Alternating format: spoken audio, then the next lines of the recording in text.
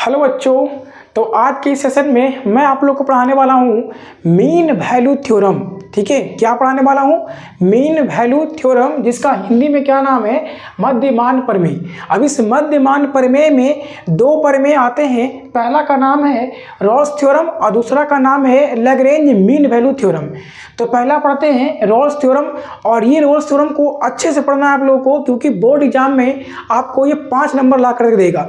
काफ़ी इजी होता है। ठीक है, तो यहाँ पे समझेंगे इसको। अब रॉल्स थ्योरम समझने के लिए आपको किस किस चीज़ का ज्ञान होना चाहिए, जो मैं बताता हूँ। तो पहला ज्ञान आपका होना चाहिए कुछ ना कुछ फंक्शन का। ठीक है, फंक्शन का ज्ञान होना चाहिए। उसके बाद आप लोग का ज्ञान होना चाहिए कंटिन्यूटी जो पढ़े आप लोग, है ना, तो कंटिन्यूटी का ज्ञान होना चाहिए। उसके बाद ज्ञान होना चाहिए किसका? तो डिफरेंशिएबिलिटी का। और उसके बाद क्या होना चाहिए? डिफरेंशिएशन का। और कुछ जो है वो इंटरवल का। तो इतना कॉन्सेप्ट अगर आपको क्लियर है अच्छे ढंग से, तो रॉल्स थ्योरम समझने में थोड़ा सा भी परेशानी आप लोग को नहीं होने वाला है। ठीक है, तो समझते हैं कि रॉल्स थ्योरम क्या कहता है। तो रॉल्स थ्योरम रॉले के प्रमेय। तो रॉले के प्रमेय में क्या कहता है कि माना कि f कोई वास्तविक मान फलन है। क्या है कि f जो है वो कोई वास्तविक मान फलन है। तो पहले तो इसको समझेंगे कि वास्तविक मान फलन क्या कहलाता है। इंग्लिश में हम लोग क्या बोलते हैं इसको? Real valued function. तो क्लास 12th में और 11th में जितने भी फंक्शन पढ़ते हैं वो मोस्टली फंक्शन अपने को ये वास्तविक मान फलन ही होता है। अब वास्तविक मान फलन का मतलब क्या होता है कि वैसा फलन, वैसा फंक्शन जिसका डोमेन भी रियल हो और रेंज भी क्या हो? रियल हो। मतलब कि कोई ऐसा फलन जिसका प्रांत क्या होना चाहिए? वास्तविक संख्या होना चाहिए, और सप्रांत भी क्या होना चाहिए? वास्तविक संख्या ही होना चाहिए। तब उसको हम क्या बोल देते हैं? वास्तविक मान फलन बोलते हैं। अब कहता है क्या कि माना कि f कोई वास्तविक मान फलन है जो बंद अंतराल a, b पर इस प्रकार परिभाषित है कि, अब यहाँ पे क्या बोला है भाई? बंद अंतराल a, b। तो बंद अंतराल a, b का मतलब क्या समझते हैं हम लोग? अगर बंद अंतराल बोल रहे हैं, देखो 2 लेते हैं और ये 3 लेते हैं, ये क्या है? क्लोज इंटरवल है। तो क्लोज इंटरवल है 2 और 3। तो इसका मतलब क्या समझेंगे हम लोग कि भाई ऐसा वैल्यू लेना इसमें से, मतलब कोई भी वैल्यू इसमें ले सकते हैं जो कहाँ से कहाँ होना चाहिए, जिसमें 2 भी शामिल होना चाहिए, 3 भी शामिल होना चाहिए, और उसके बीच का। सपोज इस प्रकार से मानो कि एक नंबर लाइन यहाँ पे खींचते हैं और ये 2 है और ये क्या है? 3 है। तो अगर आपको कहता है कि इसमें से कोई नंबर लीजिए, तो आप क्या ले सकते हो? आप 2 भी ले सकते हो, 3 भी ले सकते हो, और 2 और 3 के बीच का कोई भी नंबर ले सकते हो। तो बंद अंतराल का मतलब यही होता है। अगर इसी में बोल दिया क्या ना कि खुला अंतराल, तो खुला अंतराल में क्या होता है ना कि 2 और 3 को हम नहीं लेते हैं, 2 और 3 को नहीं लेते हैं, बट 2 के बाद वाला और 3 के पहले से जितना भी नंबर आएगा वो हम सब लेंगे। ठीक है, तो ये होता है बंद अंतराल और खुला अंतराल में। वैसे अगर ये अच्छे ढंग से समझ में नहीं आएगा आपको, तो क्लास 11th का इसी चैनल पे आपको वीडियो मिल जाएगा इंटरवल का, तो वहाँ पे जाकर देख सकते हैं। अब कहता है क्या कि पहला f बंद अंतराल a, b पर संतत होना चाहिए। क्या होना चाहिए? संतत होना चाहिए। रॉल्स थ्योरम को हम पढ़ रहे हैं, तो रॉल्स थ्योरम को एप्लीकेबल होने के लिए कंडीशन क्या क्या बनता है उसके बारे में यहाँ पे चर्चा कर रहे हैं। तो पहला तो बोल दिया कि f जो है वो वास्तविक मान फलन होना चाहिए, और f बंद अंतराल a, b पर परिभाषित भी होना चाहिए। अच्छा, परिभाषित का मतलब समझते हैं आप लोग? क्या समझते हैं परिभाषित का मतलब? कि देखो f जो होता है ना, अगर कोई फंक्शन यहाँ पे ऐसा है कि y = fx, ठीक है, तो क्या कहता है कि इस अंतराल के कोई भी वैल्यू हम s के जगह पर रखते हैं तो y निकल के आना चाहिए, है ना।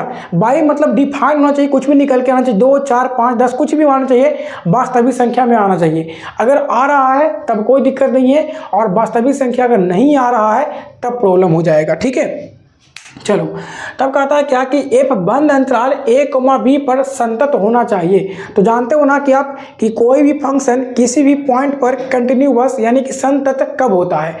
जब लेफ्ट हैंड लिमिट और राइट हैंड लिमिट और उस पॉइंट पे उस फंक्शन का वैल्यू तीनों क्या होता है? बराबर जब होता है, तो कोई भी फंक्शन उस पॉइंट पर क्या बन जाता है? संतत हो जाता है, यानी कि कंटिन्यूअस हो जाता है इंग्लिश बोले तो। कहता है क्या कि f क्या होना चाहिए? इस पर कंटिन्यूअस होना चाहिए, संतत होना चाहिए।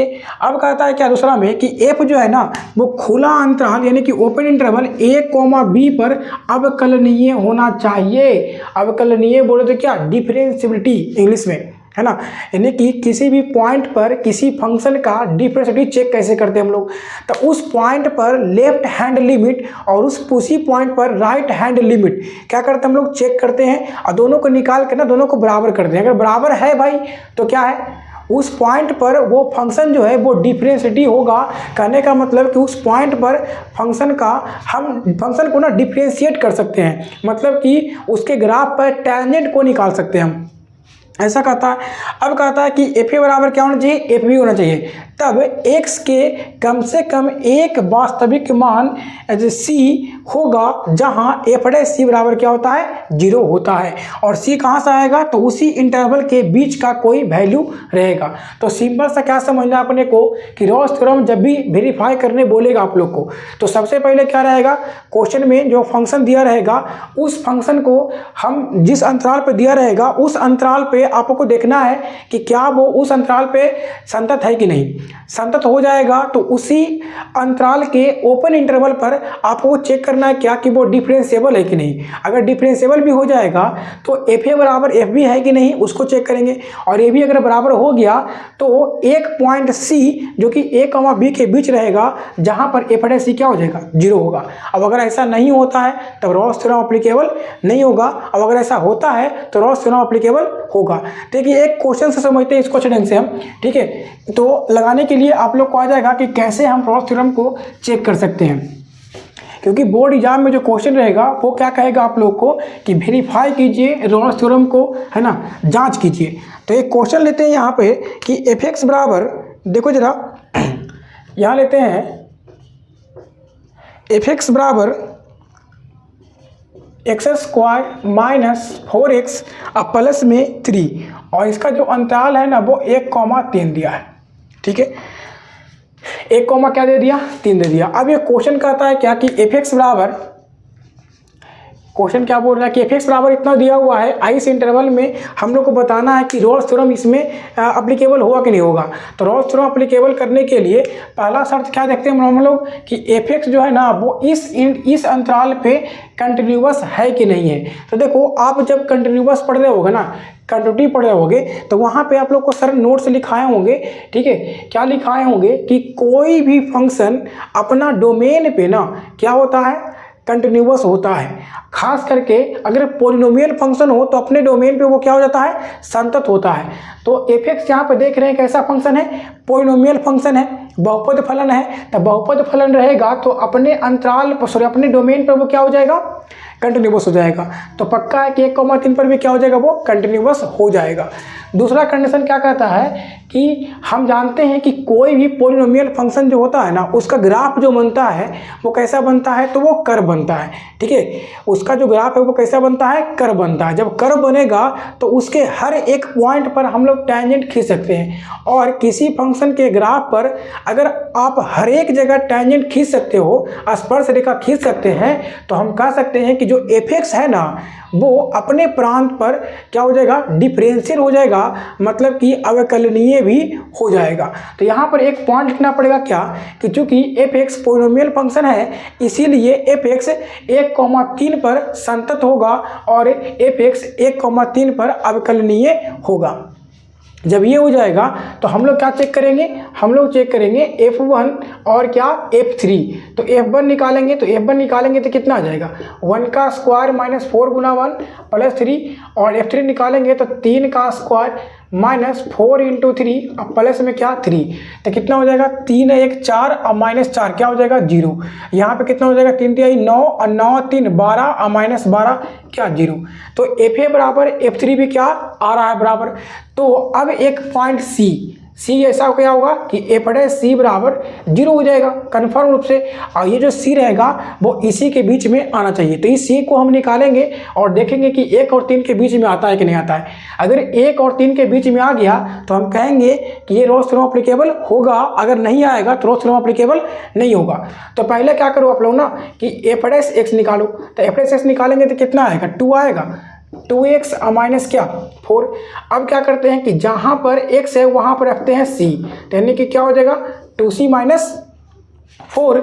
अब क्या बोल रहा है कि अपने c बराबर क्या होता है 0, तो यहाँ पर इसको 0 कर दोगे तो क्या हो जाएगा 2c माइनस 4, यानी कि 4 को इधर करोगे तो क्या हो जाएगा 4 बराबर 2c, और इसीलिए c बराबर क्या हो जाएगा 2, है ना। c बराबर क्या हो जाएगा 2। तो यहाँ पर c जो है वो 1 और 3 के बीच में आ चुका है। तो जब आ चुका है तो हम कह सकते हैं कि इस fx में रॉल्स थ्योरम जो है वो अप्लीकेबल हो जाएगा। ठीक है, चलिए तो अगला जो टॉपिक से पढ़ाएंगे वो क्या हो जाएगा, लैग्रेंज मीन वैल्यू थ्योरम।